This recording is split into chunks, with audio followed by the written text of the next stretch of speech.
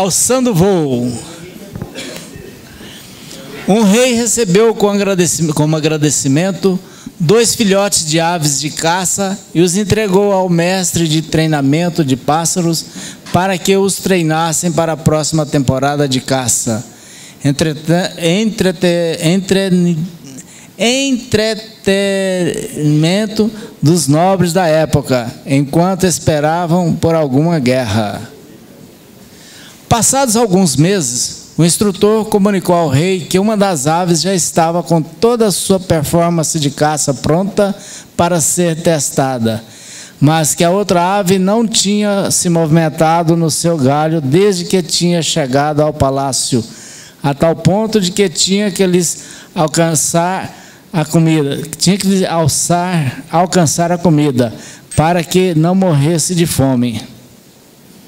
O rei, um sujeito muito hábil, mandou chamar curandeiros e até senadores para que verificassem qual o problema com a ave, mas de nada adiantou, ela não saía do lugar. Pelas janelas dos seus aposentos, o monarca podia ver o pássaro imóvel no galho e, mesmo que sua pose fosse autêntica e seu corpo delineado, faltava-lhe a qualidade principal, que era voar.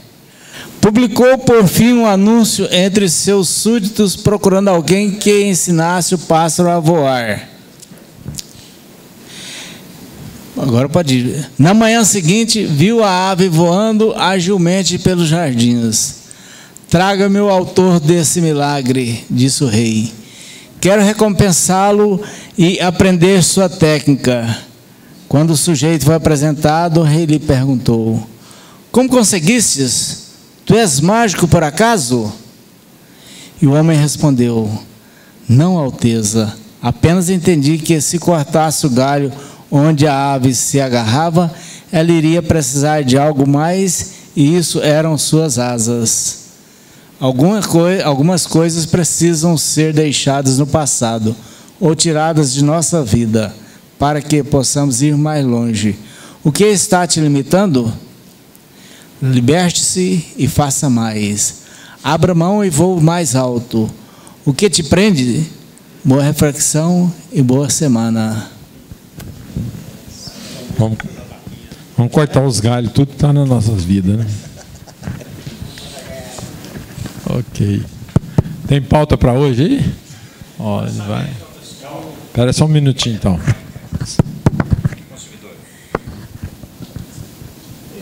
Vai lá, Juarez. Lançamento da escala consumidor eletrônica. Peraí. Peraí. Fez eu perder o raciocínio. Não. Eletrônica.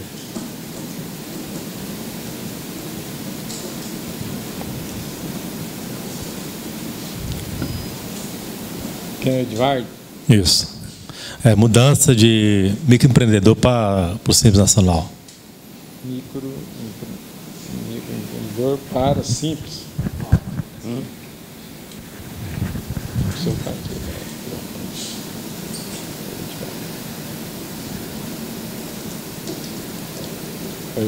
Difal.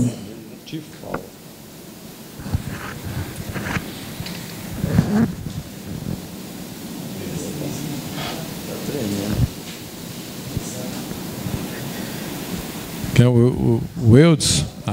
Coloca aí nosso programa.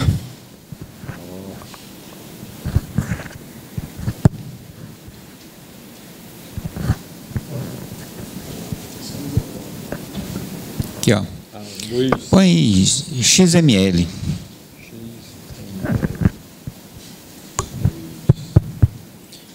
Põe aí SPED contribuições.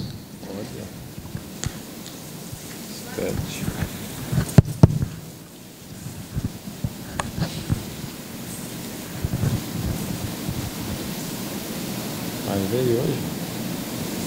Prazer, Ribeiro. Qual que é o nome? Tem mais um? Imposto de renda, pessoa física.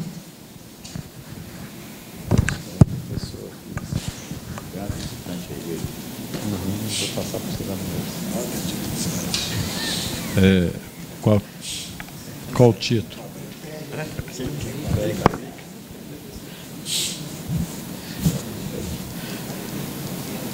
Você tem pauta, né?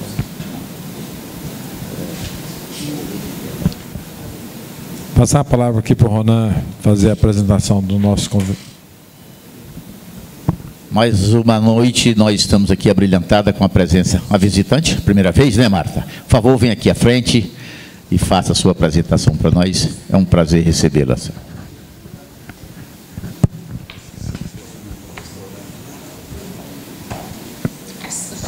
Saia justa, hein? Boa noite. Meu nome é Marta. Eu terminei o curso de Ciências Contábeis em julho do ano passado. Em março eu tinha passado no exame de suficiência. Estou aqui para aprender e também para conseguir alçar novos voos, né? Quero poder aprender com vocês. Conto demais com a ajuda aqui do sindicato. Já sou filiada e quero agradecer muito aqui a presença de todos vocês que me acolheram muito bem. E eu estou aqui para aprender, gente. Estou aqui com vocês e vamos em frente, né? Obrigada. Seja bem-vinda, Marta. Nós vamos aprender sempre com você, viu? E todas as terças-feiras nós estamos aqui. Não pode desestimular, viu? Como diz o nosso presidente Everaldo, que ele gastou 10 anos para aprender. Viu? Pois é. Não, isso ele conta uma história que quando ele chegou, formou, tal, veio, sou bom. Aí o professor dele falou, daqui 10 anos você me fala se você está bom mesmo. Melhor fica. Vamos lá com o Juarez. Como que é? Nicanor. É o seguinte, o lançamento das notas fiscais ao consumidor eletrônica, a gente puxa para o XML. Eu tenho um cliente que ele emite, em janeiro emitiu 6.500 notas fiscais ao consumidor eletrônica, fevereiro 6.300 e poucas. Está dando 70 páginas de Antes, assim que começou, o Otávio disse que poderia lançar essas notas por dia, somada. Só que, puxado do XML, não tem como lançar. Até fiz uma pergunta para o Everaldo, dizer que ia ver no sistema se tinha como fazer isso, né? Eu pergunto se tem alguém que faz isso, porque, veja bem, é uma franquia de sorvete. É a média de 200 notas que ele emite por dia. 30 dias, 6.000 notas. 70 páginas de... Deixa o presidente responder aí, vai, né? Liga aí o microfone. Olha, tudo pode informática, se Deus quiser. Né? Então, eu vou pegar esse caso. Você usa o nosso programa, não usa, não? Usa. Então, você pega esse caso, me dá para nós, para a gente, assim como que a gente lançava o STF, vou lançar da nota fiscal do Mutal, vai ser, na realidade, 30 lançamentos da nota fiscal do Mutal. Ela só vai separar se ela for a visto, se a prazo, certo? Então, ela separa, certo, as notas fiscais que é a vista, a prazo no dia, não. E mandar... É consumidor, são todas à vista. Não há problema, não. Traz que a gente vai olhar isso aqui com muito carinho, urgentemente. A chave dela, que estava falando da chave, então ela deve ficar em algum lugar guardada. Em contabilidade, essa, quando vier precisar dela, eu vou clicar nela lá e eu vou abrir a extensão dela e clico nela para a gente verificar como está. Isso eu acho que é viável. Inclusive, está na própria lei que pode fazer isso. Eu até concordo com o presidente no sentido de que na internet, ou na informática, tudo se pode fazer. Mas eu já usei N sistemas e eles não conseguiram. Todos lançam individual. Certo? É porque no final do ano vai dar o quê? Um livro vai dar quase 1.000 folhas. Vai. Ela não é do Simples, não, né? É. Não, Simples. O primeiro tem 1.600. Na realidade, no Simples não precisa do livro de saída, né? Mas para todos os efeitos, para efeito de controle seu... Lógico, tem que ter os lançamentos. Melhor. Vamos ouvir o Zé Walter aqui, que ele quer. O que ele ajuda aqui. Eu acredito que lança todas, uma por uma, e na hora de fazer a impressão, faz um lê, grava, lê, e põe de nota fiscal tal a tal. Aí eu acho que vai resolver todo o problema. Se Deus quiser. Porque lançar o arquivo tem que ficar uma por uma. Você pode fazer um filtro, né? Faz exatamente. Um filtro, e aí pega. Isso é fácil para os nossos programadores. Olha assim, isso aqui é uma firmazinha pequena de um colega nosso. Olha o tanto, só para baixar o livro de entrada. Olha o tempo que vai levar. Eu acredito pelo seguinte, sabe por que a informática passa individual? Porque tem vendas pelo cartão de crédito, de débito, certo? Tem à vista.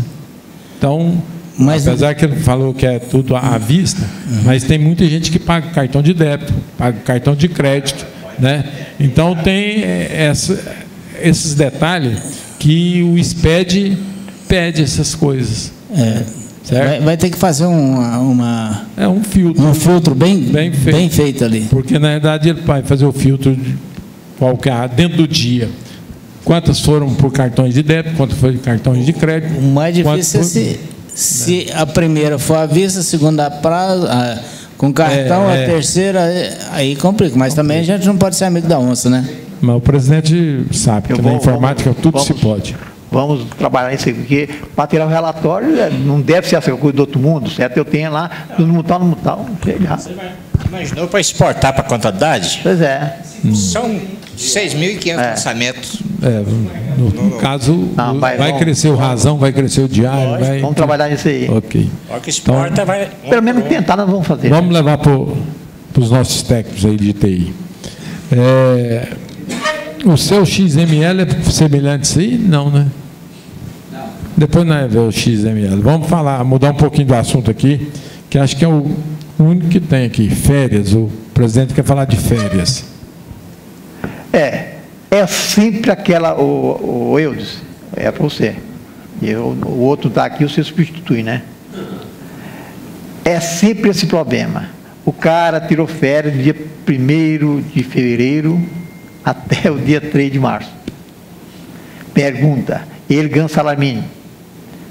Lá em março ele vai ganhar menos 2 dias?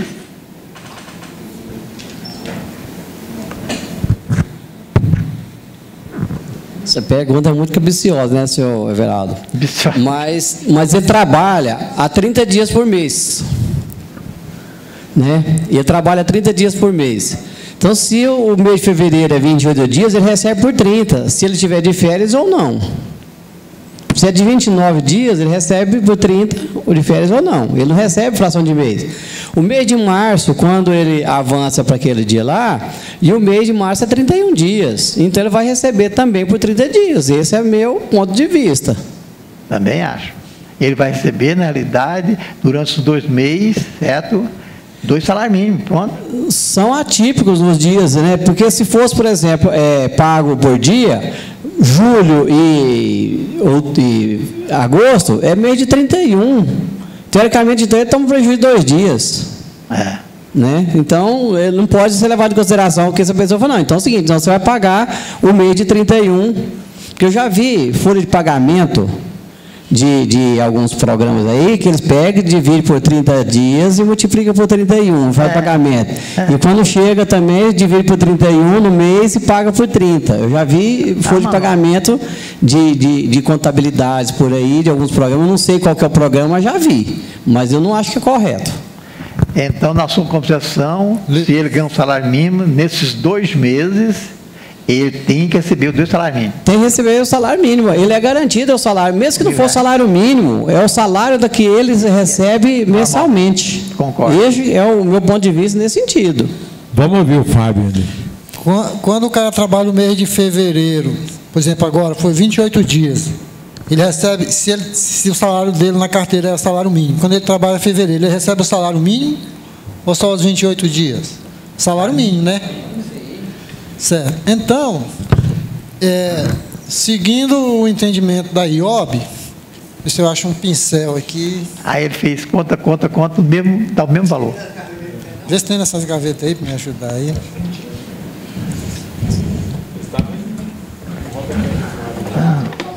Tá aí, Wesley. Tem um pincel daqui?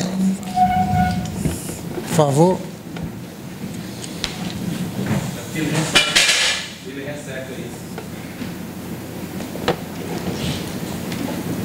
Obrigado. Então, o que ela sugere? Fevereiro, eu pego o salário 954, divido por 28. Eu vou encontrar lá 34,87. Em março, eu divido o salário por 31 e vou encontrar 30,77. Eu sei que o professor tinha na cabeça, ele está fazendo cola aqui. Não derruba. Então, em fevereiro, se eu pago 28 dias, considerando o dia de 34, eu vou receber 954. Porém, as férias são 30 dias, conforme fala lá o artigo 130 da CLT. Então, eu vou ter mais em março, mais 2 dias. Em março, mais 2 dias, 2 vezes, considerando agora o cálculo da divisão de março por 31, 2 dias de 30 e 77, vai me dar 61 e 55. Então, ficaram quantos dias para março agora, eu retornando a trabalhar? 29 dias, né? Não pode ser, 7 com 7, 14. Oi? Arredondamento. Tá? Então, 29, porque eu arredondei. Então, 29 dias aqui de 30 e 77 vão dar 892,45. Né? Então, somando isso aqui, vai me dar 1.808, que são 2 salários mínimos. Né? Eu não concordo, mas é a forma mais justa que, se você for analisar, se eu trabalho 28 dias em fevereiro, eu não recebo um salário cheio? Então, o que se propôs para ficar um valor justo é isso aqui. Fazendo dessa forma aqui, o camarada recebe os 2 salários mínimos. Tanto faz, né? Só que no mês, o recibo de férias seria maior, né? E em março você vai receber menor. Mas é a proposta para o empregado não sair perdendo. Né? Ok. Não está fora de... Vamos ali com o Edvard ali.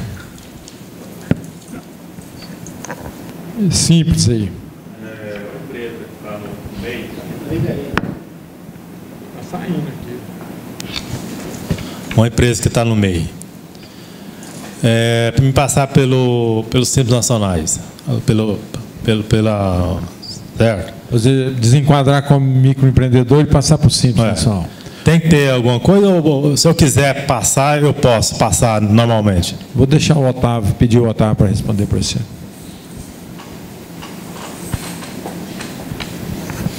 Boa noite. No site da Junta Comercial tem uma cartilha do microempreendedor individual para fazer a transformação do MEI para o Simples.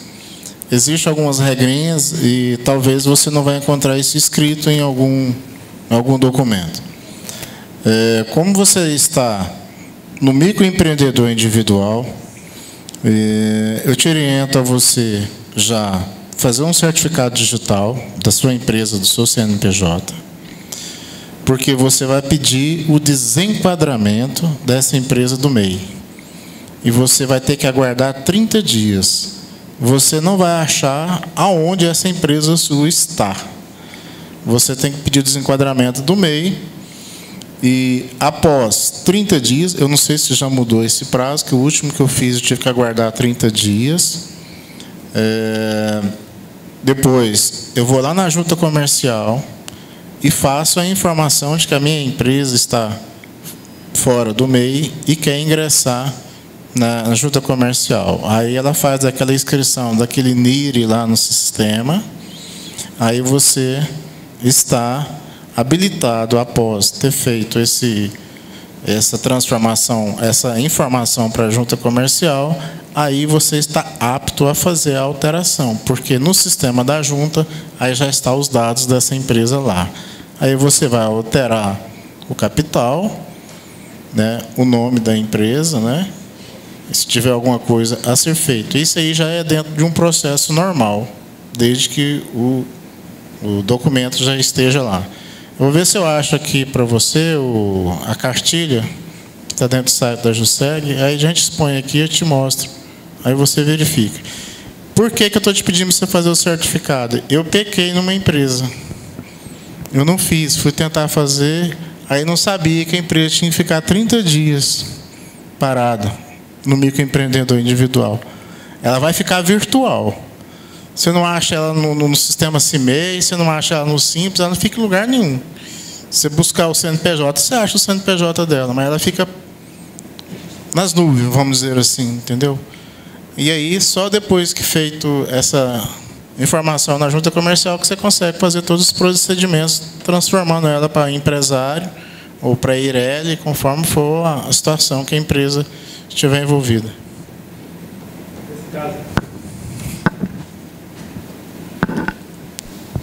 Nesse caso, então, é mais fácil baixar a empresa e abrir outra, não? É bom, aí é uma questão de praticidade, uma questão assim, como o cliente queria manter o CNPJ, a idade da empresa, né, que contava muito para ele, foi uma conveniência para ele. Logicamente, você vai fazer essa análise. Baixar o microempreendedor individual é bem mais fácil. Muito fácil. Você baixa, você registra outra já de imediato, que vai ser você não vai ter esse lapso de tempo de 30 dias aí aguardando, né, para que a empresa possa ser registrada na junta. Pois é, agora esse estoque a empresa, o microempreendedor tem. O estoque que o microempreendedor tem, vende calçado, certo? Eu posso tirar uma nota avulsa para essa nova empresa que eu vou abrir?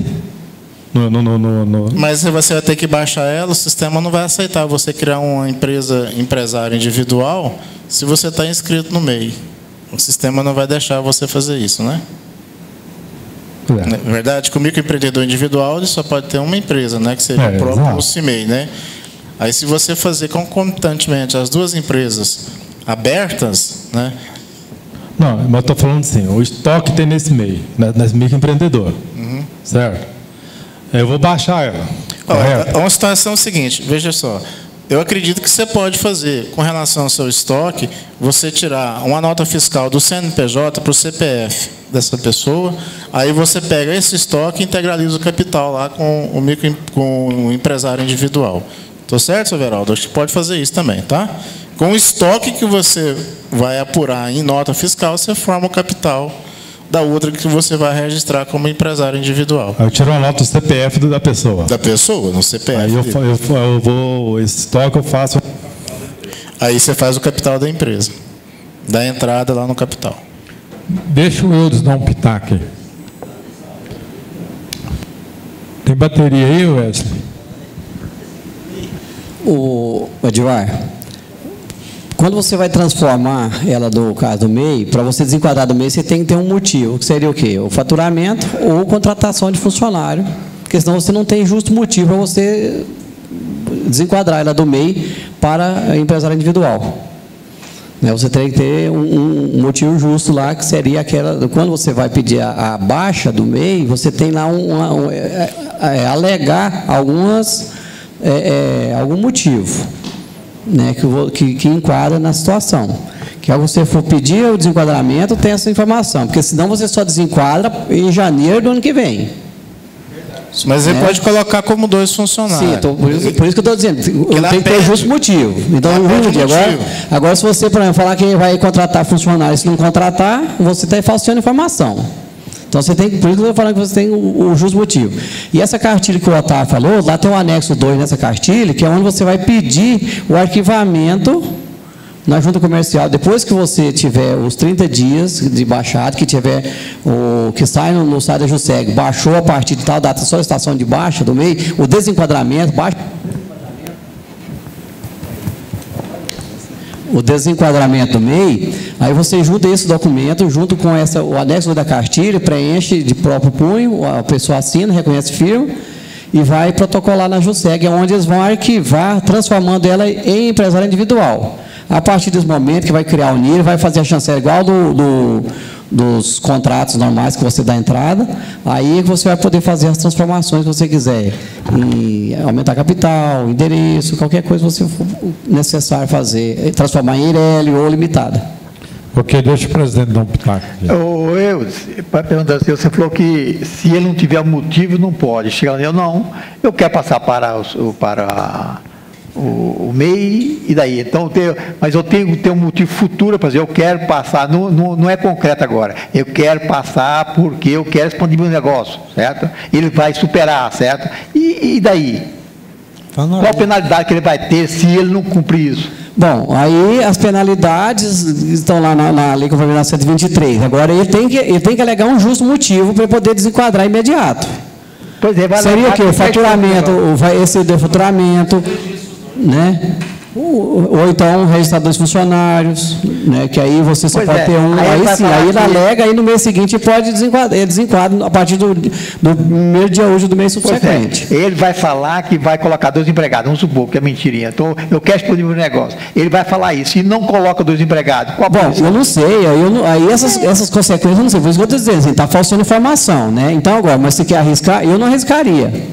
Agora eu pergunto Agora, se ele quiser arriscar, combinar com o empresário, aí é um problema entre ele e o empresário, sei lá. Por isso eu estou dizendo, ele tem que ter um justo motivo para justificar a saída lá. Agora, o excesso de receita, eu não sei se de momento se você tem essa. Porque tem uns motivos lá, que quando você vai, e tem os motivos, quando você vai pedir o desenquadramento, já vê os motivos elencados lá que você pode alegar. Pois é, mas o Adivard, o que vai acontecer, Adivard? Eu vou vender mais, vou ter acesso a receita, e se não acontecer, não tem nada. Bom, eu não sei. Aí tem que alegar o justo motivo lá, e aí parte a prática dele lá, certo? Eu só estou advertindo o que está dentro dos ditames da lei. O Wagner quer dar um pitaco aqui, depois nós voltamos para o Edivard.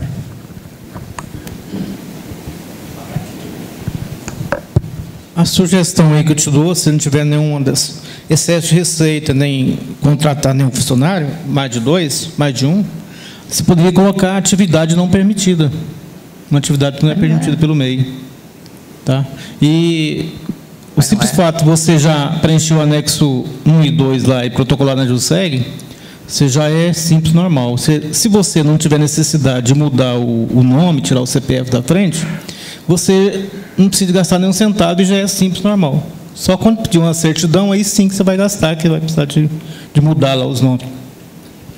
É igual o Eudes comentou, não fica falseando declaração. O motivo dele é faturamento, né? Excedeu o faturamento, não é? Não excedeu. Questão do excesso de receita aí, ó, se for até 20%, ele pode pedir naquele mês, no próximo mês ele já está no simples, normal.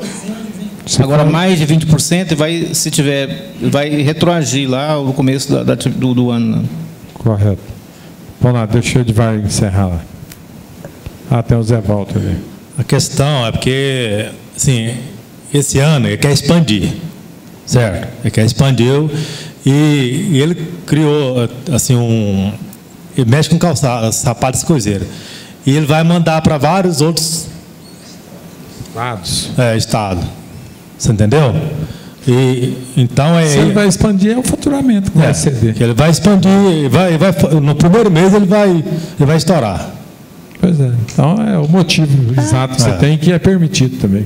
Vamos ver o Zé Walter aí. Qual a opinião do Zé Walter? Mais um detalhezinho, que é só fazer a folha de pagamento de acordo com o que o empregado ganha, que aí ultrapassa o limite do salário mínimo, né? E regulariza toda a situação. Vai expandir o mês mais salutar. Oi? Aumentar o salário acima do base. Colocar o recibo do salário de acordo com a realidade. Que aí vai dar acima do piso. Mas esse motivo não está alencado ali, né? Não, vai ultrapassar, ué. Peraí, Julie, vamos ouvir aqui. Um de cada vez. Peraí, se o salário da categoria, digamos, seja 1.200, se ele colocar 1.500 com comissão e tudo, der mais de 1.200, então ele já está fora. Pois deixa o outro comentar lá, vai. lá que diz o seguinte, o salário da categoria, o piso da categoria. Agora é o seguinte, ele pode ganhar, ele não diz que está limitado ao salário mínimo. Ele falou assim, o salário da categoria. Agora, digamos que ele ganha o salário da categoria, é 1.215 o vendedor, é o mínimo que ele pode ganhar, um vendedor. Ele não diz que ele pode ganhar, ele é obrigado a ganhar 1.215, ele diz que é o mínimo que ele tem que ganhar. Então, o piso da categoria está limitado ao mínimo, ele não está ao máximo. Então, isso aí não é justo motivo, não. Eu não concordo contigo nesse sentido aí, não. Mas olha o que diz a lei lá do microempreendedor. Ele diz o salário, o piso, o salário do piso da categoria. Pois é, o que eu argumento é o seguinte, ele tem que ganhar o mínimo, ele ganhou superior ao mínimo. Mas não tem esse motivo a ser elencado. Não, mas ele diz o seguinte, o salário pode contratar um funcionário, é limitado a um funcionário ao salário, ao piso da categoria. Né? Ele diz o seguinte, que ele pode obedecer o piso da categoria, mas ele não diz que ele tem que ganhar o mínimo da categoria, pode ganhar, não tem máximo. Então, isso não é justo motivo, não. Tranquilo. Pode procurar outra então, eu posso ser microempreendedor e ter um empregado ganhando acima do mínimo. Ele não diz lá, sabe, diz assim, você pode ter um funcionário, você é limitado a um funcionário. No primeiro momento, disse que é o salário mínimo. Depois disse não, ele pode obedecer ao piso da categoria, ao salário ao mínimo da categoria. Você não pode pagar menos que o mínimo da categoria. Mas o vendedor... Agora, o mínimo eu sei que eu não posso pagar, e o mais. Não tem máximo. Agora, tem uma coisa seguinte, o que a gente pode observar? Se o camarada, como é que ele vai pagar todo mês um funcionário, por exemplo, 5 mil por mês?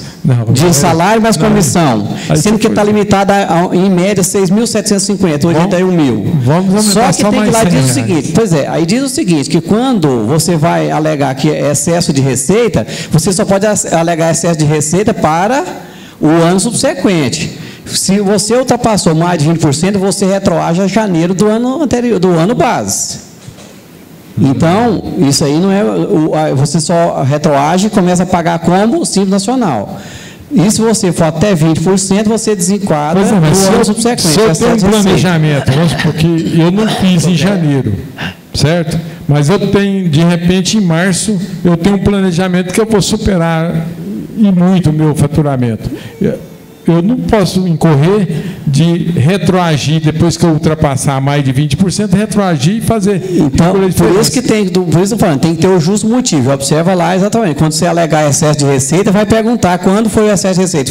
É para frente ou se é para trás? Para frente. Observa lá, então. Futuro. Então, na hora que você vai fazer o desenquadramento, tem as opções. Por que eu disse? São várias opções e as opções são engessadas. Você não pode fugir daquelas opções.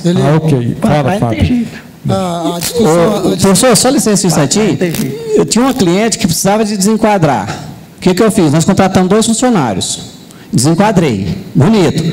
Fiz folha de pagamento um mês. Segundo mês, eu despedi um. Acabou. Beleza.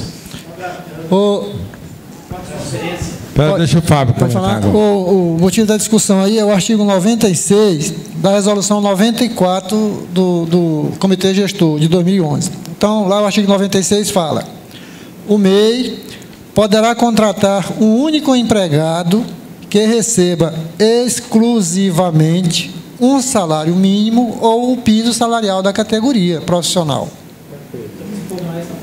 Então, exclusivamente, pode ser mais? Ok. Então, o Zé Walter está certo. Não, então. Porque o Zé Walter comentou, se aumentasse o salário do cidadão. O que está dizendo aqui é, o MEI poderá contratar um único empregado que receba exclusivamente um salário mínimo ou o piso salarial da categoria. E ele falou que se pagar mais... Numa fiscalização eu estaria excluído do microempreendedor. Não é motivo para excluir. É motivo. No meu entendimento. Deixa o microfone com o Zé Walter aí. Vamos falar do DIFAL. Eu trabalho no meio de campo, eu só levanto a bola, os outros chutam. Tá bom. Com respeito ao DIFAL, já está com o microfone aí, né, doutor? Como é que ficou tecidos, como é que ficou essas coisas? Que agora nós temos que lançar as notas fiscais. E outro detalhe, até o Nicanor, ele não falou, mas eu vou falar por ele. Quando faz o lançamento, o próprio lançamento já calcula, não é isso? Você fala no software do nosso programa? Ele está trabalhando para isso. Você, com a leitura do já arquivo XML, com a leitura do arquivo XML, isso aí o Everaldo tem mais propriedade para falar. Fala aí, Everaldo, por favor.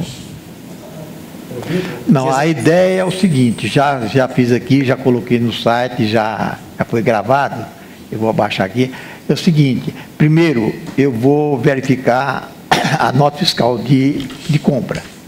Aí vamos verificar essa nota fiscal de compra, o CST dela, de onde que ela veio, a origem dela. E quando eu entrar, a gente vai verificar o destino dela. Então, vamos verificar a nota fiscal de entrada, a compra e a entrada. Porque você pode comprar no 51, no 6102 e entrar aqui no 2101, aí não tem DIFAL, né?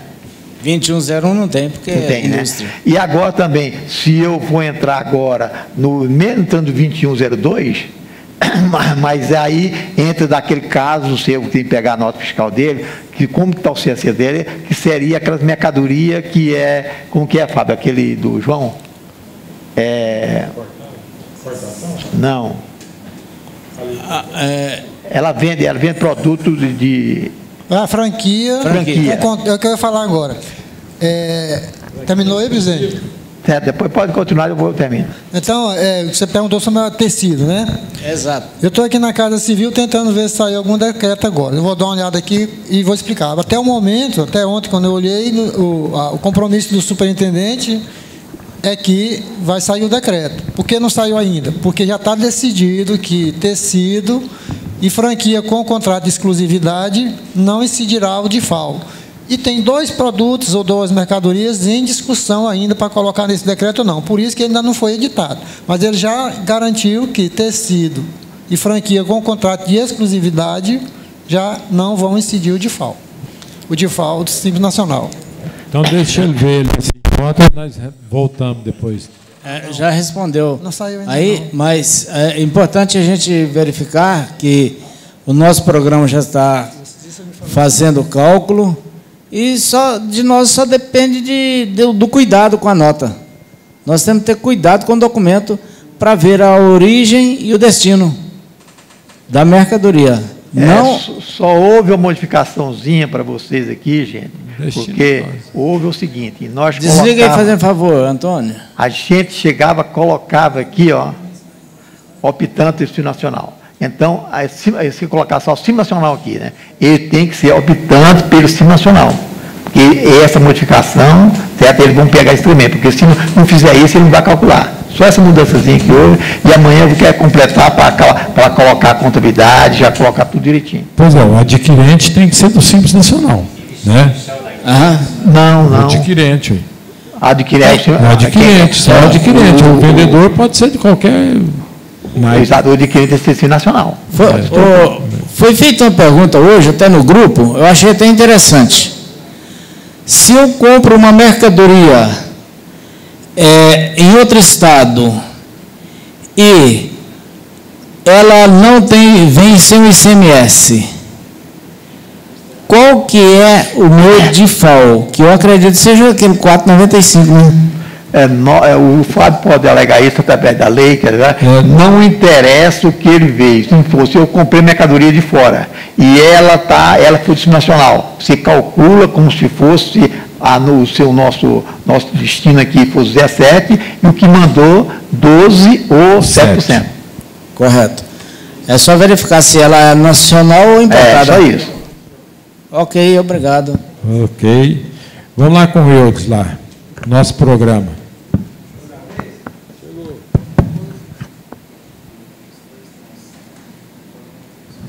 Eli, em novembro de 2016, quando estávamos discutindo aqui a previsão orçamentária, nós falamos a respeito do nosso programa e eu levantei a questão a respeito de contratação de funcionário, alguma coisa assim, para o desenvolvimento da plataforma.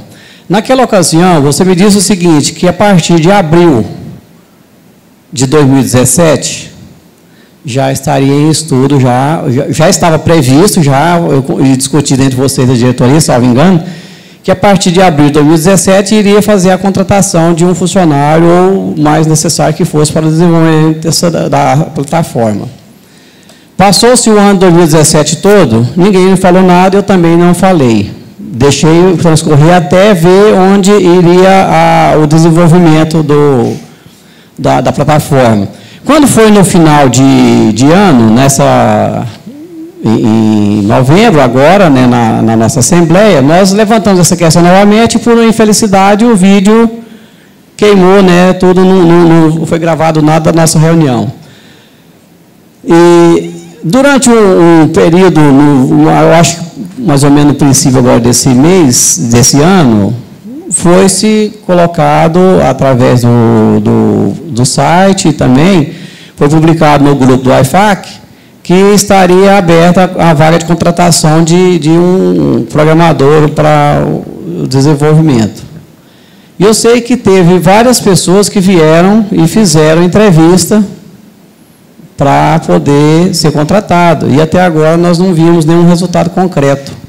Então, eu gostaria da diretoria manifestar para nós, por gentileza, a respeito das nossos requerimentos, das nossas manifestações, porque nós estamos assim, trabalhando, eu sei que o desenvolvimento do programa, do nosso programa, os programadores, eles têm trabalhado com afinco nessa plataforma antiga, para dar conta das obrigações acessórias. Mas, ao mesmo tempo, nós tínhamos falado em outras reuniões, eu participei do comitê gestor, que estaria tendo um período pela manhã para que eles desenvolvessem também essa plataforma, vamos dizer, a segunda plataforma, ou atualização. Então, eu gostaria de uma posição da diretoria para nós a respeito disso aí, de como estaria, o que foi decidido, se realmente vai fazer ou se não. O que nós temos de concreto sobre isso aí? O presidente quer falar? Quando se fala assim, Wildes, a gente pensa até que nosso programa está ficando para trás. E eu fico muito satisfeito porque não está. Porque há de convir, certo, que eu estou batendo muito firmemente aqui, é o seguinte: se você vier hoje aqui e perguntar assim, quais seriam as pendências que nós temos do suporte aqui? Hoje nós temos somente 8 pendências. 3 de hoje, 2 de ontem e mais 2 de 5 dias. Então, nós não estamos com a pendência, certo? Outra coisa, seu Wildes, há de convir, prometemos sim. O senhor colocou no site, você usa no WhatsApp, está lá batido, como que fica a contribuição sindical. Aí o pessoal fala assim, nós vamos fazer isso, vamos. Mas tudo tem que fazer, tem o porquê que vai fazer. Nós estávamos, inclusive, na última vez que nós aprovamos aqui, pensava eu que eu ia receber aquele pessoal atrasado. E estava certo que ia receber. Entramos na justiça. Você sabe por onde que não ia ter quem colocou isso aí. E o juiz ficou naquela divisão. Não falaram que é para pagar, não é. Esse ano veio-se, você não pode descontar o imposto fiscal. Então, é o seguinte, o projeto que a gente tinha, que ia receber 400 mil do imposto fiscal por baixo, muito baixo, já foi para o brejo. Então, nós temos que saber agora, pôr a mão na cabeça, olhar como que vai fazer e ferir muito fácil. Eu admitir a pessoa aqui e depois daqui um mês dá quanto pagar. Aí ficava bonito, não ficava? Então, agora em março, nós vamos ver, nesses 3 meses, em março agora, vamos fechar março. Quando eu fechar março, aí a gente vai saber, nesses 3 meses, se temos condições de admitir esse programador, que não é barato, inclusive veio um seu aqui, certo, que está cobrando bem carinho, certo? Ele pediu, parece que foi 15 mil reais, certo? É impossível pagar 15 mil reais, sendo que os outros aí recebem 3, você recebe 8 mil. Eu acho o programador também está recebendo bolsa. Mas esse pessoal que nós estamos aqui, de maneira nenhuma nós não podemos mandar ele embora. Porque se eu admitir outros aqui, mesmo que seja, ele não vai dar conta, certo? Então, tudo na vida, nós estamos falando para os nossos internautas, tudo na vida tem que ser medido. como eu medi tudo isso quando nós começamos, certo? Então, eu não vou, certo, só pensar porque nós prometemos naquele dia, prometeu. Mas você imaginava, o senhor Eudes, você imaginava que a contribuição sindical ia acabar? Quando o sindicato aí não vai dar conta nem de mandar os empregados embora, quanto mais de demitir, certo? Isso nós temos que ser medido.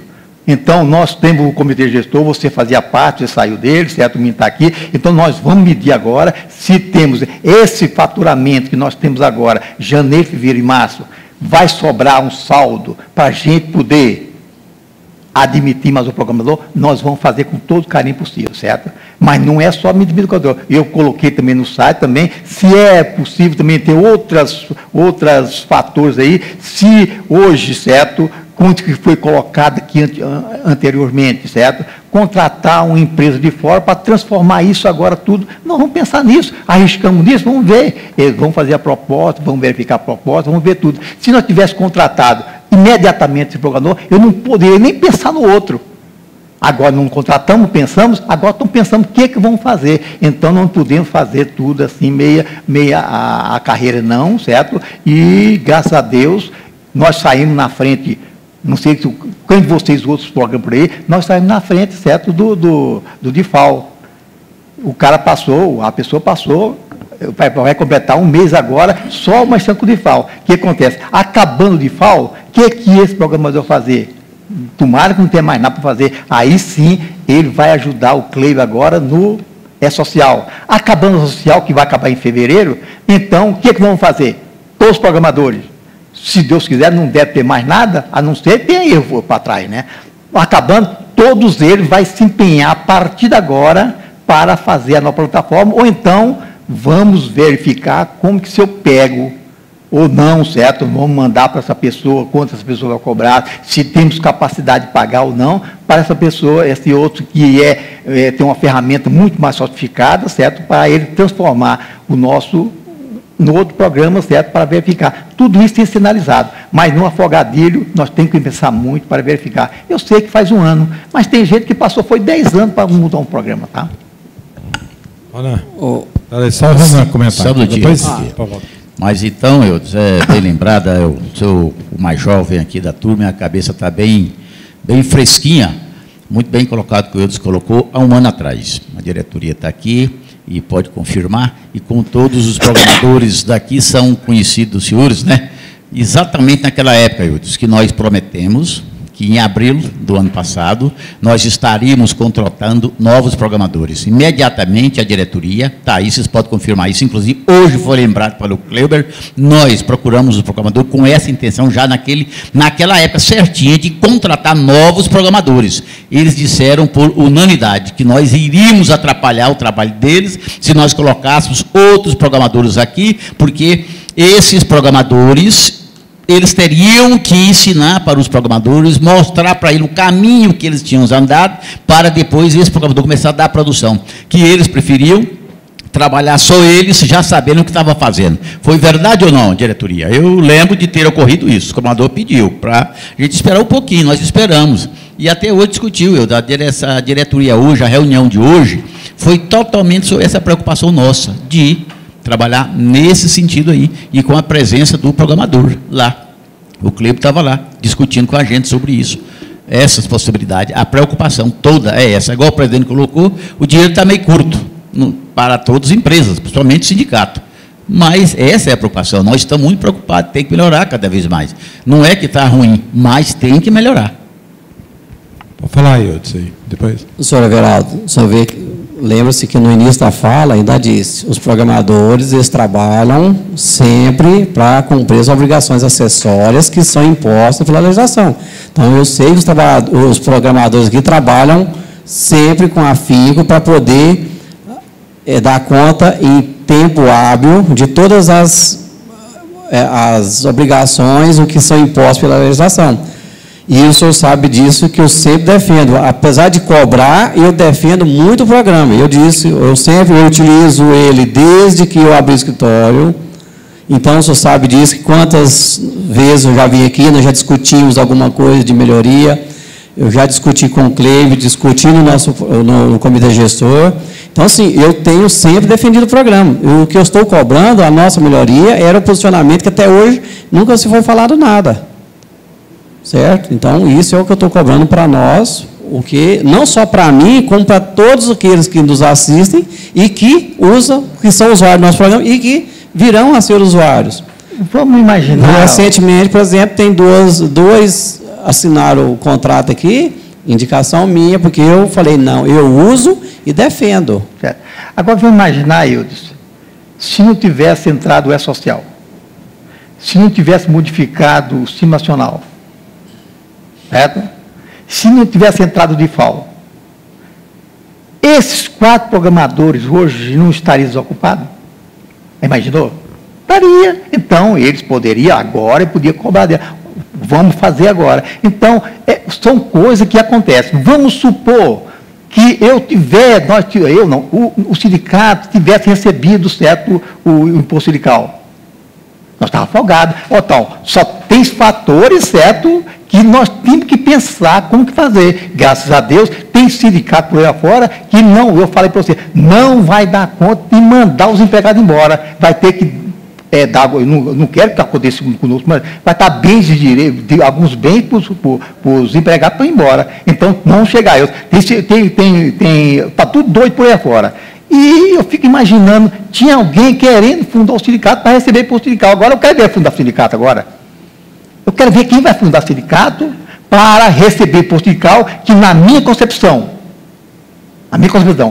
imposto sindical era pelegagem, certo? E eu quase virei pelego durante 5 anos, certo?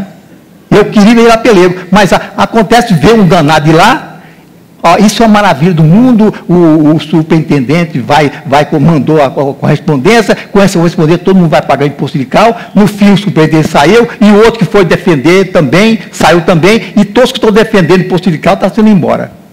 Inclusive foi exonerado hoje, né? O rapaz que deu a nota técnica. Eu pergunto, Eudes, a maioria não vivia de imposto sindical? Vivia, então nós vivemos de 2005 para cá sem imposto sindical. Mas, se Deus quiser, vai dar certo, e eles vão acabar de fazer esse serviço, nós já estamos bem encaminhados, porque a demanda está pouca agora, os erros está pequeno agora, nós vamos fazer isso, e se não fizer do jeito, nós vamos fazer do outro. Eu creio, eu falo assim, em informática tudo pode. Antes, eu não podia pegar, não pensar, pegar disso aqui, passar para isso. Agora eu já posso. Eu posso pegar o VBase e o Axe, passar para a PostgreSQL e o C#, posso. Olha bem, antigamente nem pensava nisso, agora já tem ferramenta que pode fazer isso. E por que eu não podemos fazer? E continuar a vida melhor, uma vida mais fácil agora. Agora vamos ver quanto que vai custar isso.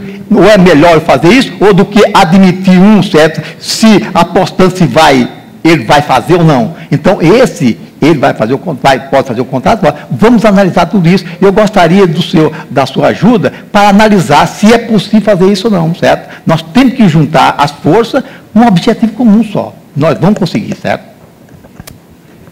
Ok. Vamos aqui com o Luiz, vamos falar de XML.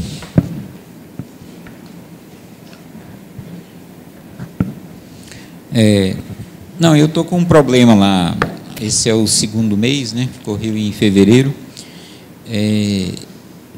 Notas de outros estados. Está chegando. Me parece que o rapaz do fiscal ligou aqui, né?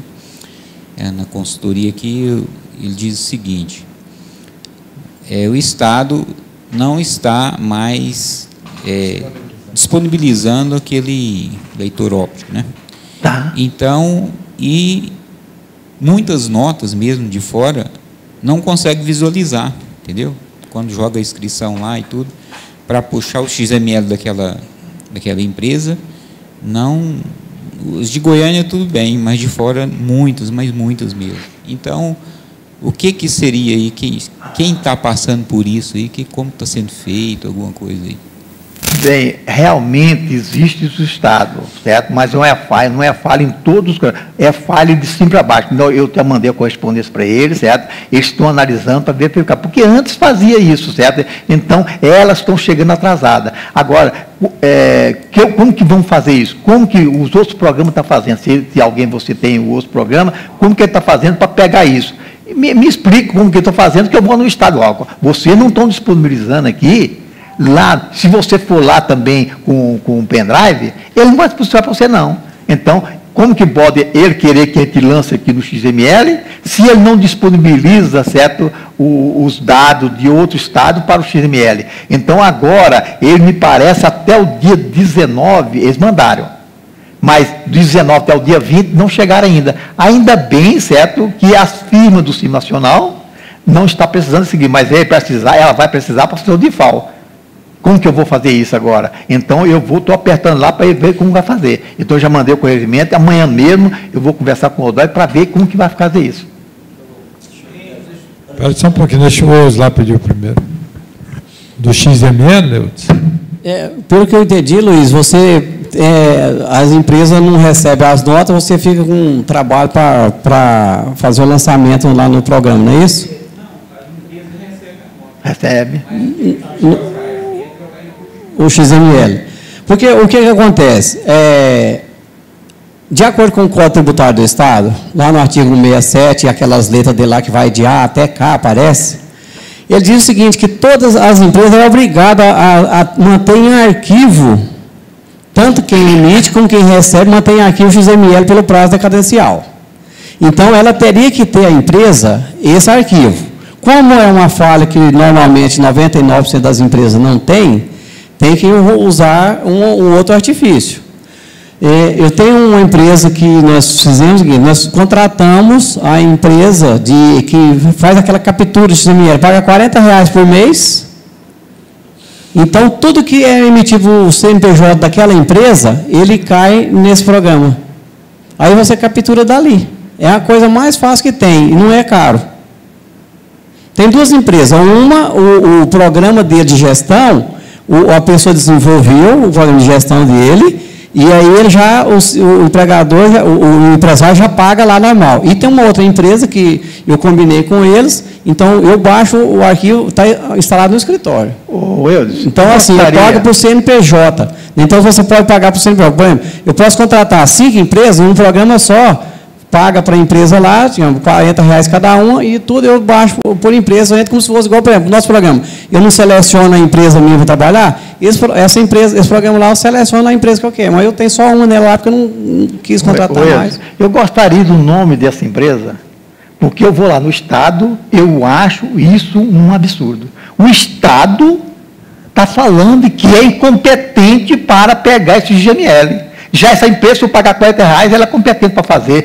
Isso, para mim, pode ser, não estou falando, vocês estão me escutando, mas não estou falando, pelo amor de Deus, que vocês estão combinados com essa empresa que está pagando R$40. Então, Estado, você quer a coisa, então ela tem que é obrigado a disponibilizar lá. Então, vai chegar um ponto que eu vou ter que pagar uma empresa para saber se eu tenho XML ou não. Isso é um absurdo. E outra coisa, os postos de gasolina, como que fica? Ele não é obrigado, o posto de gasolina, a falar assim, eu recebi esse XML, como que ele vai fazer isso? Que ele não está lá nem disponibilizado lá no Estado. É um absurdo. Senhor Everaldo, porque lá no artigo 167, algumas coisas da letra lá, que eu não lembro qual que eu já vi, porque são várias letras do artigo, ele diz o seguinte, que a empresa que recebe e a que emite é obrigatório já disponibilizar XML. Não fala que o Estado é obrigado a ter ele lá, não. Então, assim, eu não sei se é a obrigação do Estado de ter. Vou lá ver. Mas, igual, por exemplo, a Alterdata, ela tem um programa chamado NF Stock. No próprio programa dele, quando uma pessoa tem um programa de gestão da Alterdata para a emissão de nota fiscal, ela já gera nesse NF Stock esse tipo de arquivo também no XML, que tudo ela captura, tanto para entrada como saída. Né? Essa outra empresa que eu fiz o contrato dela é uma empresa lá de Salvador. Então, ela tinha mandado naquela portal site contábeis, portal contábeis, então tinha propaganda dela lá, nós entramos via e-mail, baixou, paga todo mês a faturinha, vai para a empresa. Então, assim, não é só essa empresa. Então, tem várias empresas que fazem essa captura XML. E elas capturam aonde? No site da NF Nacional. Agora, se o Estado é incompetente ou incompetente, eu não vou nem entrar no mérito. Porque o Estado, ele diz lá no Código Tributário que quem é responsável pelo arquivo do XML é a empresa, o remetente e o destinatário. Mas como que eu vou tentar pegar isso lá se ele não disponibiliza para nós? Por isso que eu estou dizendo que o Estado, como ele diz, que a obrigação de guardar o XML é de quem emite a nota, o remetente, o destinatário, o Estado, como se diz, eu tirei a minha obrigação disso aí. Então, eu não vejo onde é a obrigação do Estado, porque ele jogou a responsabilidade para cima do contribuinte. Agora, então eu não vou dizer que o Estado está sendo incompetente ou competente, ou que deveria ou não deveria ter. Só estou dizendo o seguinte, que lá no Código Tributário ele diz que quem é obrigado a manter o arquivo XML é o destinatário, remetente e destinatário da mercadoria. Agora imagina, se eu pago 40, eu vou lá na Receita e busco isso. Pois é. Se eu não pago... É comodidade, né, senhor Everaldo? Porque eu pago R$40, eu não tenho que sair do escritório, não tenho que correr atrás de nenhum documento, que eu tenho tudo ali à mão. É propaganda só. E nós não ia lá e pegava. Por que não pode agora? Por isso estou dizendo assim, por exemplo, se o nosso programa tivesse, como ele não pode ter, é um programa de gestão, se ele pudesse, por exemplo, fazer isso aí, capturar e depois eu acho como fonte de renda... Isso. Eu também diria que é uma sacanagem. Agora, eu preferi ver, porque tinha vezes que eu recebia nota do cliente há 1 mês, 2 meses, o camarada, o filho compra, o trem fica guardado lá na fazenda, depois quando chegava, estava na obra, quando chegava eu tinha que reabrir escrito. Hoje não, eu pego, tem escritura tudo normal. Tudo baseado nessa Pela legislação, o remetente é obrigado a disparar já o arquivo para o remetente, ou para o destinatário. E são pouquíssimo que faz. Agora, quanto, obviamente, baixar o XML pelo nosso programa, ou então por essa empresa sua, é bom que você puxa todas as compras que tem ali. Agora, você tendo certificado, também, você vai buscar o seu XML. Né? Mas está puxando também não. Pois você faz, se for para buscar na Receita Federal, busca. Nem na Receita Federal também. Busca. Nós não podemos crucificar o Estado por isso aí. Eu sei. E também temos que analisar o seguinte: as empresas que estão disponibilizando esta facilidade é porque eles desenvolveram o sistema. Então, eles estão faturando em cima porque eles correram atrás. Então, é o marketing deles. Então, nós não podemos falar nada. É o poder, né? Não. Eles foram capazes. Antigamente tinha. E por que tiraram? Eu não estou entendendo uma coisa dessa. Parece que foi lá, não estou falando que foi não. Fala aí, pagaram. Então, você foi lá e pagaram. Não, você não faz isso não, porque parece que é isso até. Eu acho isso uma sacanagem. Então, eles não falaram, olha, ele teria que disponibilizar. Como que eles vão fiscalizar se não está disponível, certo? Então, eles também estão falhos, certo? Então, se eles estão lá para disponibilizar pago, certo? Qualquer hora, certo? A pessoa pode ir lá e pegar isso. É direito dele, gente. Agora, eu tenho que pagar para pegar uma coisa que é direito meu, poxa, é um absurdo. Mano. Agora, você defendendo umas coisas dessas, eu acho um absurdo. Mas defender um caminho como você, através do nosso programa, conseguiu junto ao Cefaz, vou tentar agora. Só fazer uma reivindicação para fazer junto à Receita Federal. Amanhã eu vou fazer isso, porque eu queria ver como que eles conseguem isso. Alguma propina que está dando lá dentro, certo? É alguma propina que está acontecendo. O Brasil é feito de propina. Não vamos falar assim. Parece que é. Parece que é.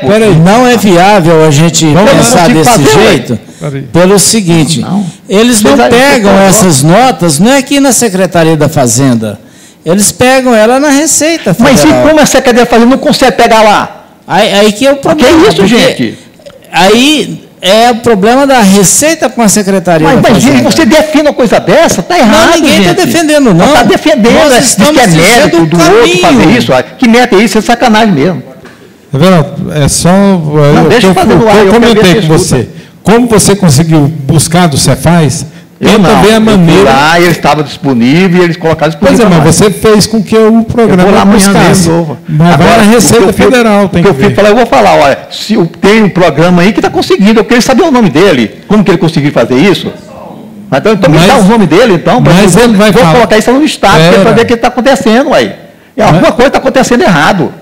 Mas ele vai falar que o programa não está puxando do Cefaz, está puxando da Receita Federal. E ele não pode pegar da Receita, não? Eles não vão competir com isso? Não, certo, o sistema deles é diferente. É diferente, então não está capaz, igual o sistema de pagar para a internet. Ok, então vamos mexer com você. Vamos agir, ver se nós conseguimos aí. Vamos trabalhar aí para ver se nós conseguimos. Fala aí, Wagner, sobre o SPED de contribuição.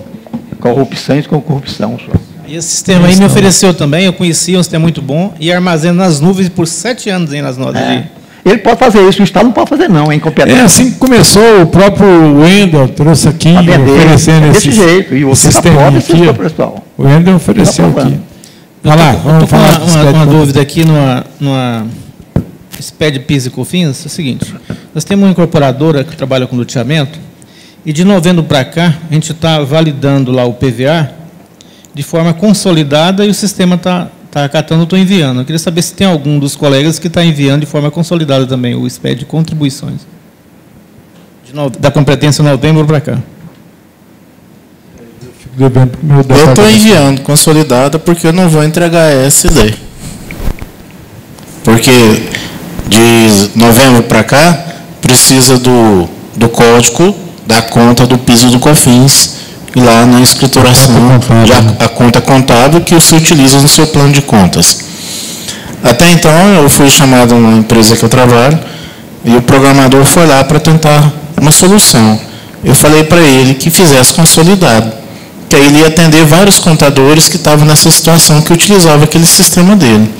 Ele falou assim, rapaz, você me deu uma solução, mas eu acredito que você tem que fazer uma avaliação se a sua empresa está na condição de não entregar a escrituração contábil digital, só entregar a ECF. Ok?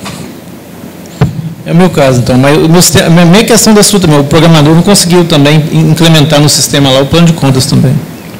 Não conseguiu, né? É uma situação assim, gente, que o Wagner está falando, que a empresa utiliza um plano de conta do sistema que ela está utilizando e você, na sua parte contábil, você utiliza outro plano de contas. Aí não tem jeito das duas coisas conversarem, né? Porque o arquivo já vem de lá em TXT, eu tenho que trabalhar aquele arquivo que veio. Pois é, justo. Aí você teria que utilizar o plano de conta da empresa. Por isso que eu estou fazendo ele consolidado. É lucro real? É presumido. Presumido loteamento. Ok.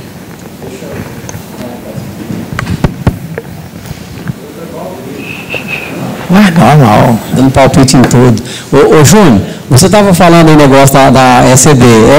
Quem é obrigado a entregar a ECB também é quem distribui lucro, né, até acima né? Tá, no caso, eu tenho uma empresa que ela tem loteamento e ela distribui lucro e muito lucro. Durante o ano, antecipa e depois tudo, inclusive tem muito lucro acumulado. Eu faço ECD e toda a vida eu fiz pelo consolidado. Por que consolidado? Porque para buscar o que acontece no sistema, não sei se o do Wagner vai ser a mesma coisa, então assim, a empresa tem loteamento, ela tem ou não? Ela tem 5 loteamentos ou mais. E de acordo com os pagamentos, ele vai fazendo as baixas, ou seja, eles falam os arquivos de retorno na caixa, né? Porque agora, dependendo de onde, se pagou na boca de caixa, ela baixa de uma forma, se pagou na loteria, outra, se pagou no outro banco, a outra, se pagou na internet, a outra. Então, assim, tem vários tipos de forma. Ela cai, então, em D mais 0, D mais 1, D mais 2, D mais 3, dependendo os flotes de acordo com os recebimentos. Aí, abaixa o retorno do arquivo para o programa de gestão da empresa, não bate com o extrato de conta corrente do crédito. Então, vira uma salada de fruta nisso aí. No nosso programa, tem o módulo imobiliário lá. Eu já fiz a validação do arquivo do meu cliente com o nosso programa aqui, e ele está precisando de uns ajustes. Eu até está com a Aninha aqui para a gente fazer uns ajustezinhos de pequena discrepância, vamos dizer assim, mal, para poder exatamente fechar o arquivo de retorno da empresa com o nosso programa para fazer o FD Contribuições da forma exatinha da baixa. Aí o que eu vou fazer? Porque eu estou contabilizando toda ela pelo que cai lá no extrato, na conta corrente. Então, eu estou desprezando o arquivo de retorno que ela tem, e ela me manda o seguinte, ó, eu recebi 1 milhão por mês e o relatório de recebimento, mas ela me manda o extrato de conta corrente. Então, eu estou contabilizando tudo, como é regime de caixa, eu vou no extrato e vai, todo dia que eu tenho 100, tem 200, tem 300, tem 50, tem 1.000, e eu vou contabilizando um por um. E cada extrato de conta corrente, apuro no mês o PIS/COFINS e no trimestre o imposto de renda e contribuição social. Ou fazendo o FD Contribuições de acordo com o meu recebimento por consolidado no nosso programa. Tem até um outro agravante também nesse meio tempo, que ela tem aluguéis de imóveis próprios, que aí eu tenho que ir lá, porque quando eu vou lá na FD Contribuição, no nosso programa para gerar, ele diz assim, o arquivo F520 e F525 está em desenvolvimento. Isso desde que criou-se o FD Contribuição no nosso programa. Então, eu tenho que ir lá, eu sei que está em desenvolvimento, ele não gera esse arquivo, eu tenho que ir lá manual e lançar dentro do PVA o recebimento de aluguéis, aí eu desmembro, né, que eu tenho um detalhamento contábil no nosso programa, onde eu desmembro esse valor para me fechar depois com o PIS/COFINS recolhido no mês. É meio trabalhoso, mas está tocando. Agora, onde ela pede a caracterização do empreendimento, eu coloco um empreendimento só como um recebimento do mês total.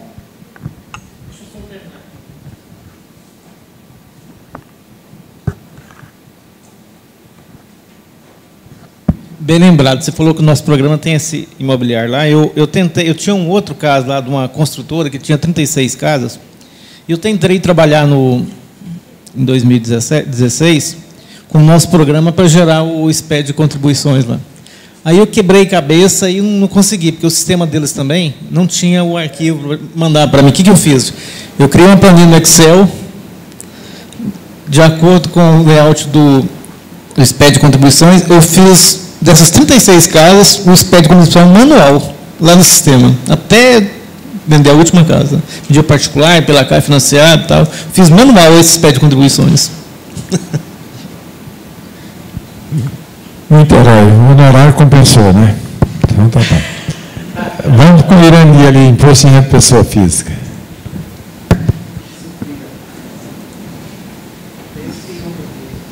Eu estou com uma situação lá no imposto de renda, porque faleceu o patriarca em 2017. Com o falecimento, o banco entendeu que a viúva podia já abrir uma conta e transferir todos os saldos das contas para a conta dela. Assim foi feito, porque ela era titular também na outra conta, né? Era conta titular e com assinatura individual, né? Aí foi feita, então, a transferência desse dinheiro, e ainda que os bens do casal eram declarados na declaração do esposo. Então, aí, que situação que eu estou? Na declaração do espólio, todas as contas, todos os saldos de banco zerados, porque a conta, inclusive, foi encerrada. Aí eu tenho que trazer esses bens para a declaração da viúva. Agora, eu não estou conseguindo ver o modo que eu vou justificar a evolução desse patrimônio na conta dela, já que o inventário não ficou pronto. A única movimentação que teve dos bens foi da conta, do saldo das contas bancárias. Tem um outro fato lá que é o VGBL, mas eu entendi que os beneficiários já eram pré-definidos, então já foi dividido entre os beneficiários, inclusive a viúva. Agora, o saldo das contas, que tinha as aplicações, que eu tenho que trazer para o imposto de renda da viúva, que eu não sei como justificar isso. Ronaldo, você está bom nisso aí? Vamos discutir, colegas. Estava até conversando com a Irani sobre isso, até dei algumas informações que eu reformo agora. Irani. O VGBL, ele é um seguro de vida, o VGBL. Ele é um seguro que ele, inclusive, é um planejamento para quem quer fazer uma sucessão para a família sem imposto de transmissão, o VGBL. É previsível isso, né? Eu até conversei com você exatamente isso. Pode se distribuir entre os herdeiros no falecimento da pessoa lá. E o PGBL, nós sabemos, é uma complementação de renda. Essa aplicação sua, não entendi bem. Ela é no VGBL ou no PGBL? É VGBL. VGBL. Então, isso é previsível, porque eu até pesquisei um pouquinho, vem dizendo aqui, o VGBL é indicado para quem quer fazer sucessão familiar, pois sua transmissão do benefício após a morte ou mesmo em vida não paga o imposto de transmissão. Funciona também como seguro de vida. Já é isso. Pode, já está lá no banco determinado aquilo, né? Você vai repassar para os beneficiários da sua cota lá de participação na sua declaração do imposto de renda. Se para os filhos e eles forem dependentes da sobrevivente, da mãe, no caso, né, que é a viúva, se for dependente dela, ela vai declará-los como dependente, consequentemente, também esse bem, que é a cota do VGBL. Aquele que estiver fazendo a sua declaração do imposto de renda, que ele pode ser até maior, que é o filho beneficiário daquilo, ele vai também jogar aquilo sem imposto de renda na sua declaração. E aquele que não for dependente e que também tiver desobrigado de fazer a declaração de imposto de renda, por si só, não precisa ele fazer, estando dentro do limite de isenção, essa cota recebida. Esse é meu entendimento. Deixo com os outros colegas para complementar e discutir isso aí. Quer comentar, Everaldo? O Luiz pediu primeiro.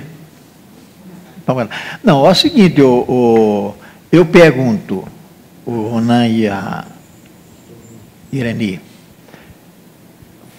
não foi fechado o espólio ainda, a declaração do espólio, não foi. Eu pergunto, a mulher, ela tem a conta conjunto com ele, declarava junto com ele. Então, na minha concepção, declara normalmente, como se não tivesse meio espólio, e só no fim, o espólio ele podia vender, comprar, podia fazer o que quiser, em nome do espólio, né? Se não foi fechado, a conta passou para outra, ele vendeu a conta, passou para outra conta, ele vai fazer tudo isso como espólio e acabou, certo? Ele negociou. Então, a mulher está trabalhando em conjunto, como se eles estivessem vivos em conjunto. Quando fechar o espólio, aí sim, o que sobrar, aquela conta que ela criou, outra conta que não interessa que criou, mas é do espólio também. Então, se faça a distribuição mediante o que fechar do espólio. Presidente, deixa eu só ler aqui, presidente, que diz o seguinte, ó, assim o VGBL pode ajudar a economizar no pagamento de tributos e a garantir a liquidez à família, enquanto a divisão de todo o patrimônio não é concluída. Ou seja, faleceu-se aquele, não precisa guardar o inventário para jogar isso no imposto de renda. Já pode ser distribuído do imposto de renda, ficando de fora. Do espólio, né? Ficando de fora do espólio. Sabe? Do espólio, não. Ficando de fora do inventário. Isso. Renan, deixa eu complementar também aqui, falando para você também, porque o VGBL é vida gerador de benefício livre, né? E o PGBL é um provento. Então, o VGBL é um seguro. É o que está dizendo aqui. Já o VGBL pode ser a melhor opção para os demais poupadores. O produto é especialmente indicado para quem está pensando em fazer planejamento sucessório. Ou seja, definir quais herdeiros ficarão com dinheiro. Né? A grande vantagem do VGBL é que é possível determinar quem serão as pessoas que receberão o dinheiro que sobrar após a sua morte. Então, eu acredito que quando você faz o VGBL, você indica as pessoas que vão receber, porque ele é um seguro. Certo? Já transmite já automático. A pessoa faleceu, já vai automático. Agora, há de se observar, agora está falando aqui, a transmissão disso daí, porque pode ser que envolva imposto estadual também, né? ITCD, né? Transmissão. Mas não tem, Otávio, porque aqui está dizendo que o VGBL ele não tem imposto de transmissão. Tá, tudo bem. Deixa o Zé Valdo dar uma comentadinha aí, depois você encerra. Presta o microfone aí. Espera só um pouquinho o microfone.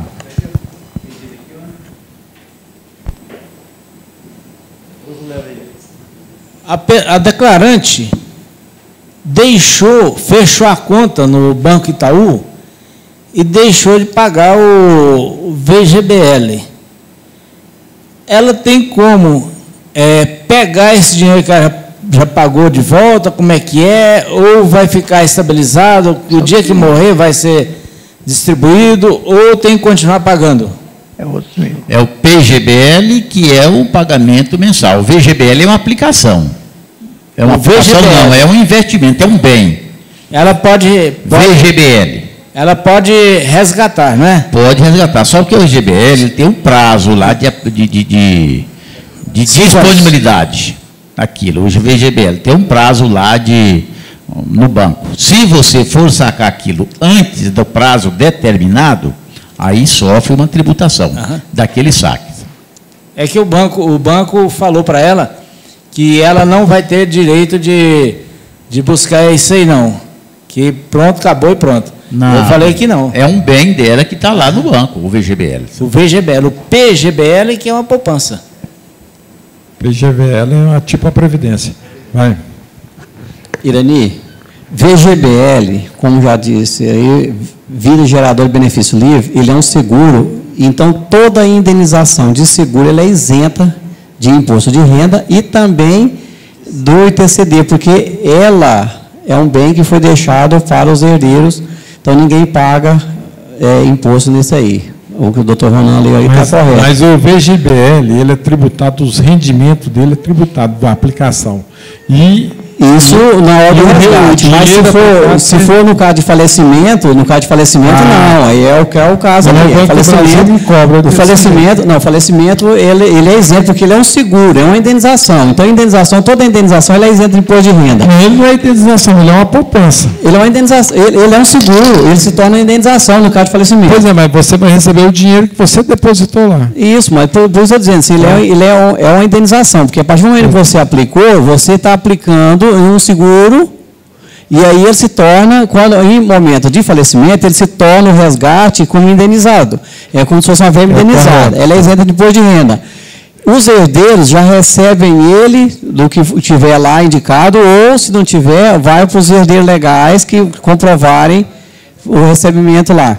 Porque você pode, em vida, deixar para um, para dois ou para nenhum, indicar uma terceira pessoa falecer.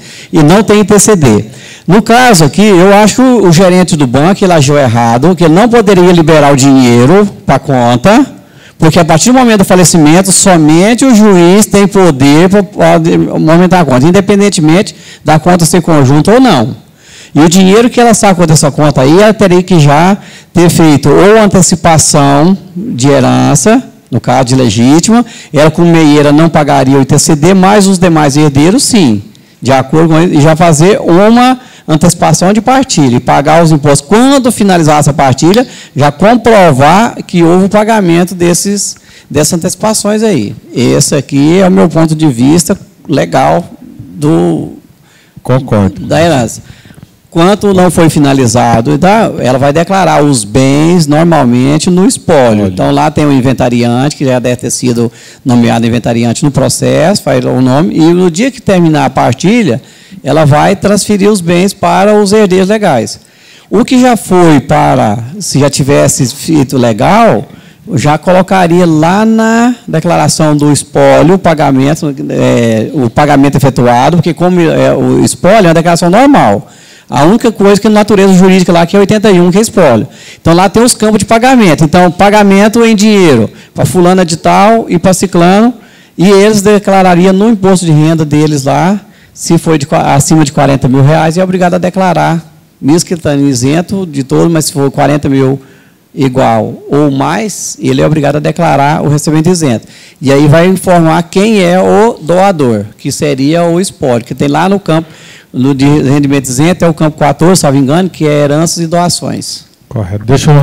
Vamos discutir aqui, nós também na época do imposto de renda, eu disse, colega.